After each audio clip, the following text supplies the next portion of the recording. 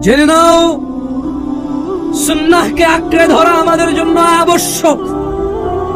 সফলতা নেই মুস্তাফার অনুসরণ ছাড়া, সাল্লাল্লাহু আলাইহি ওয়াসাল্লাম।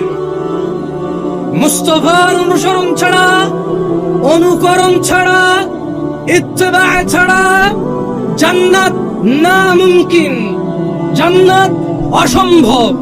জাহান্নামের আগুন ঝলসে দেবে যার ইবাদতে মুস্তাফার অনুসরণ নেই। সুন্নাহকে আঁকড়ে ধরতেই হবে আমাদের। তিনি সুবহানাহু ওয়া তাআলা বলেন, মান ইউতি'র রাসূল, যে আমার রাসূলের ইতাআত করে, যে আমার মুহাম্মদের অনুসরণ করে সাল্লাল্লাহু আলাইহি ওয়াসাল্লাম, ফাকাদ আতা আল্লাহ, সে আল্লাহর ইবাদত করে।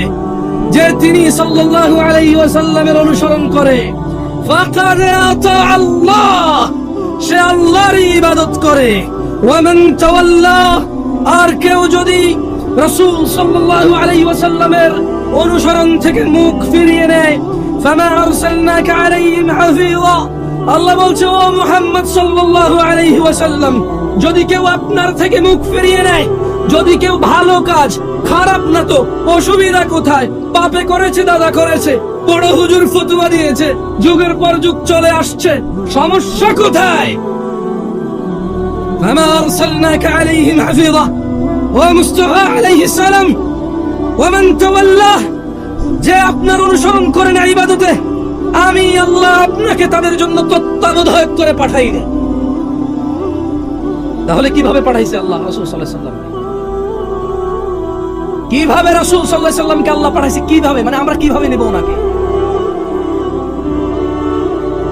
যদি আমাদের পুরো পৃথিবীর সমস্ত মুসলিম আল্লাহর রাসূলের ইতাআত বাদ দিয়ে নিজেদের প্রবৃত্তি স্বীকার করে, সেই প্রবৃত্তির অনুসরণ করে, আল্লাহ বলছে যে আপনার কোনো দোষ নাই। ওয়া মা আলাইকা আল্লা ইয়াযাক্কা, ওয়া মা আলাইকা আল্লা ইয়াযাক্কা। এরা যদি পবিত্র না হয়, এরা যদি পরিশুদ্ধ না হয়, ওয়া মা আলাইকা আল্লা ইয়াযাক্কা, ও মুহাম্মদ আপনার কোনো সমস্যা নেই, আপনার কোনো দোষ নাই। কারণ আল্লাহ ওনার মুস্তাফাকে কি বলেছেন সাল্লাল্লাহু আলাইহি ওয়াসাল্লাম? বলেছেন ফাযাক্কির, ও মুহাম্মদ আপনি উপদেশ দিন সাল্লাল্লাহু আলাইহি ওয়াসাল্লাম। ইন্নামা আনতা মুযাক্কির, আপনি একজন উপদেষ্টা, উপদেশদাতা।